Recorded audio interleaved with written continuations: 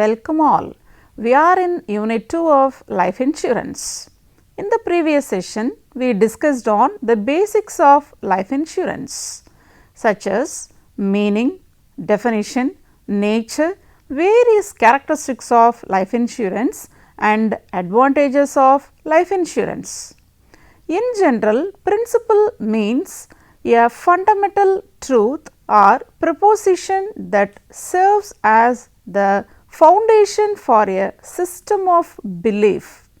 Insurance also based on some fundamentals, that is principles. We are going to discuss the fundamental principles of life insurance in this session. The essential elements that are required for creation of a valid contract such as offer and acceptance, competence of the parties to contract, free consent of the parties, legal object and lawful consideration is applicable to life insurance contract too. In addition to this, the life insurance contract should be based on two important principles, that is utmost good faith and insurable interest. Apart from this, other principles are principles of causa proxima, principle of warranty. Let us start the principle offer and acceptance. Offer is an intimation of proposer's intention to buy life assurance. The offer in life assurance is called proposal and has usually some forms: proposal for assurance, medical reports, agents reports.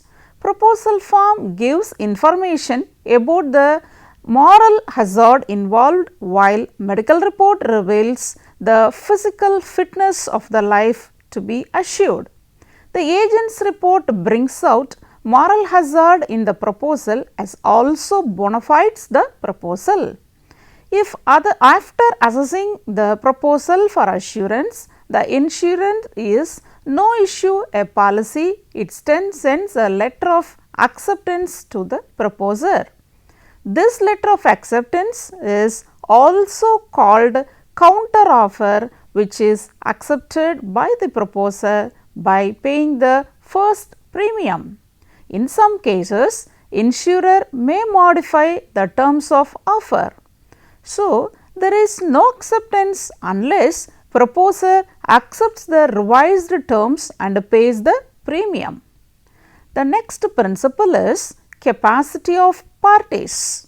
Minors, persons of unsound mind and enemy alliance cannot affect assurance.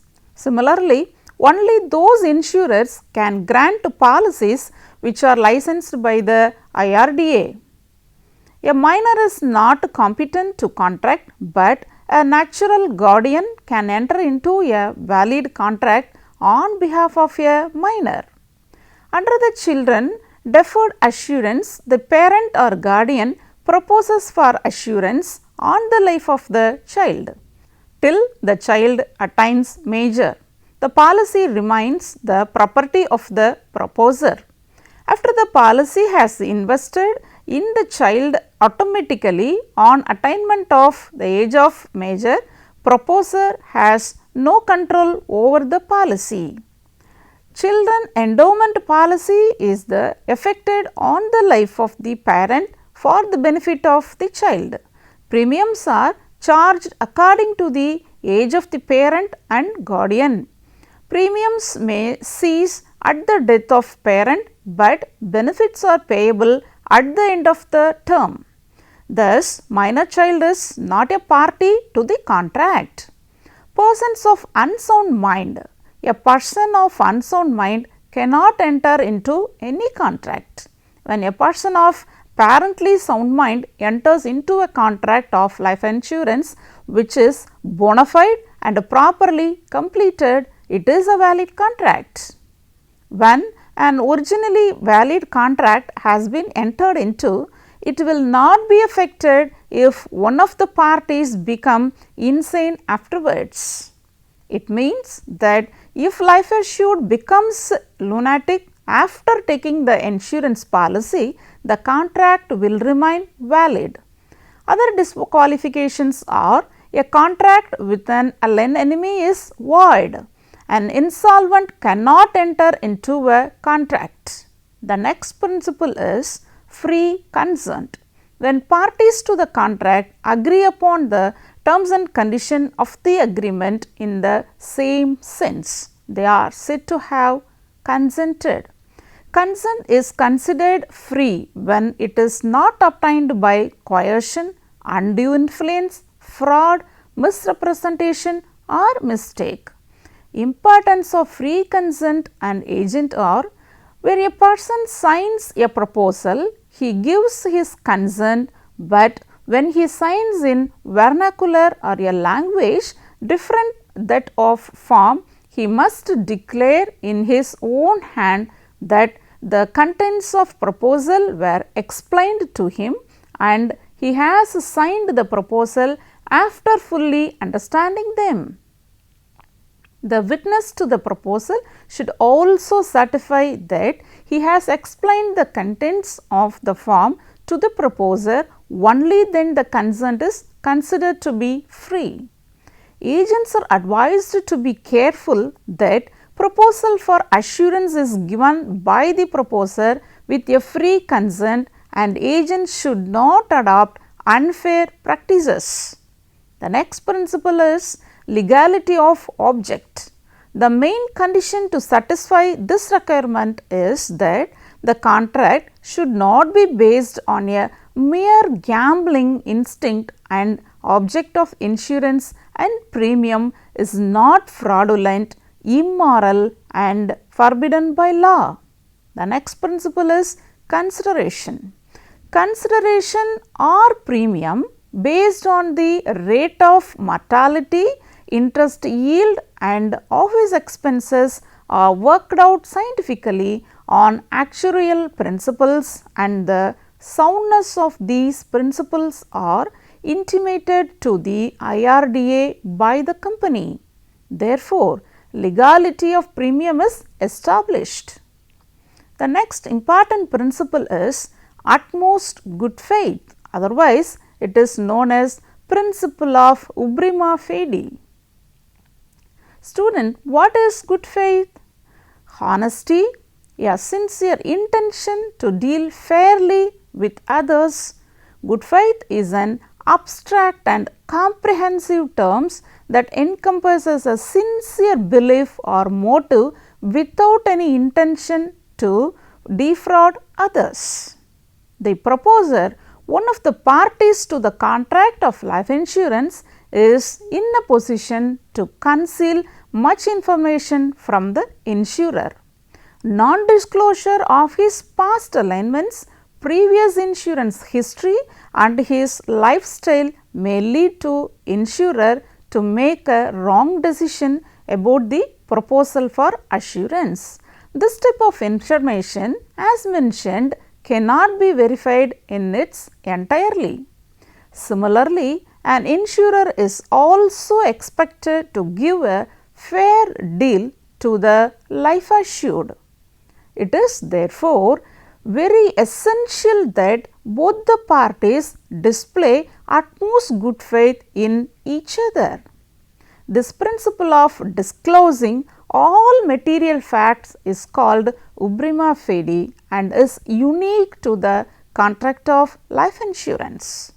In the absence of utmost good faith, the contract will be voidable at the option of the person who has suffered loss due to non-disclosure of any fact. The intentional non-disclosure amounts to fraud and unintentional disclosure amounts to voidable contract. Which facts do not affect the validity of the policy? Come, let us see one by one.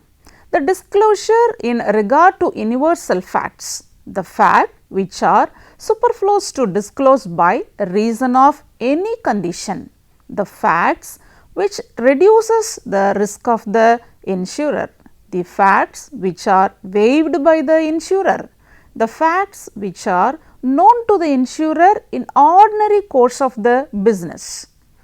Let us say our example, if any person has taken a life insurance policy by hiding the fact that he is a cancer patient, and later on if he dies because of cancer, then insurance company can refuse to pay the compensation as the fact was hidden by the insured.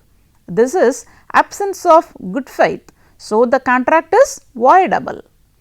Then the next principle is principle of warranty. A warranty in insurance is a statement made by the applicant that is guaranteed to be true in every respect. It becomes part of the contract and if found to be untrue can be grounds for revoking the contract. Warranties are presumed to be material because they affect the insurer's decision to accept or reject an applicant. In life insurance, those representations which are contained by the policies and expressly or impliedly forming the part of the contract are known as warranties. The representations means any information which a person gives to the insurer during negotiation for effecting insurance contract.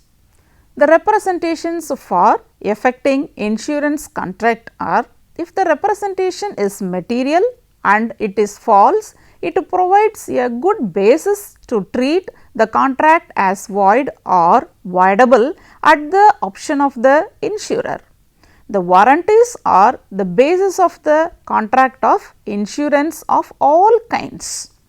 Any breach of warranty leads to render the contract voidable at the option of other party, provided there is no fraud. If there is any element of fraud, the contract will be void. Then insurable interest. A person has an insurable interest in something when loss or damage it would cause that person to suffer a financial loss or certain other kinds of losses. The insured at the time of taking insurance must have insurable interest on the life to be insured if the policy is to be valid. A person to have an insurable interest must stand in such a relation to the if that event insured against that he would suffer a pecuniary or monetary loss if that event actually happens. Therefore, anyone who has a pecuniary claim against another or a legal right to support and maintenance from him has an insurable interest in the life of that other person. In considering the question of insurable interest, the policies may be divided into two classes. One is policies on one life. Anybody can insure their life and is said to have insurable interest on their own life. This requires no proof. Then policies on the lives on others. When an insurance policy is taken on the life of another person, the insuring party should prove their insurable interest on the life of assured. But some persons have the insurable interest and so no proof is required. A man in the life of his wife, a woman in the life of her husband, a father in the life of his son if he is dependent on his son, a son in the life of his father who supports him, a creditor in the life of the debtor to the extent of his debt, a partner in business in the life of his co-partners, an agent in the life of his principal, a bailer in the life of the bailee, an insurer on the lives of insured for reinsurance, a business concern in the life of senior officer or key employees. Therefore, insurable interest may arise as a result of commercial transactions as well as family relations which give rise to pecuniary claim. Next important principle is principle of causa proxima. The effective cause which leads to loss is called proximate cause. It is the real and actual cause of loss. The insurer will pay compensation only if the cause of loss is insured, otherwise he will not compensate. Principle of causa proxima is not applied in life insurance because the insurer is bound to pay the amount of insurance whatever may be the cause of death. Death may be accidental or natural. So, this principle is not of much relevance in life insurance, but there are few instances when this principle of proxima cause is observed in the life insurance also. They are accidental death, suicide and war risk. Let us see one by one. Accidental death. In accidental benefit policies, extra amount is paid if the cause of death is accident. In this case, the cause of death is of special significance. Then suicide.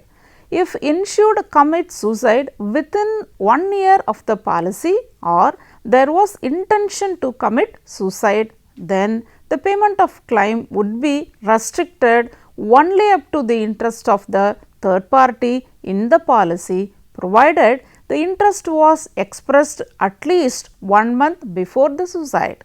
Then war risk. Policies may be issued by inclusion or exclusion of war and aviation risks. We will see into two examples that will help in illustrating the meaning of this doctrine of proximate cause. The first example is about Mr. X got a personal accident policy. While he went out for hunting, he met with an accident. Unable to walk due to shock and weakness, he contracted cold and later on pneumonia while lying on the wet ground. Later on, pneumonia caused his death. In this case, the court held that the proximate cause of death was accident and the remote cause was pneumonia. Hence, the claim is payable because the illness which followed the accident was a part of the original accident which caused death. Then another example is an insured suffered injuries in an accident and was admitted to the hospital. While undergoing treatment, he contracted an infectious disease which caused his death. The court held that the proximate cause of death was the disease and the original accident was merely a remote cause. As such, the claim is not payable under personal accident insurance. In this session, we discussed on the principles of life insurance such as offer and acceptance, competence of the parties to the contract, free consent of the parties, legal object and lawful consideration, utmost good faith and insurable interest, principle of causa proxima and principle of warranty. In the next session, we are going to see kinds of life policies. I like to highlight the importance of insurance as while nothing is more uncertain than a single life, nothing is more certain than the average duration of 1,000 lives. Have a good day.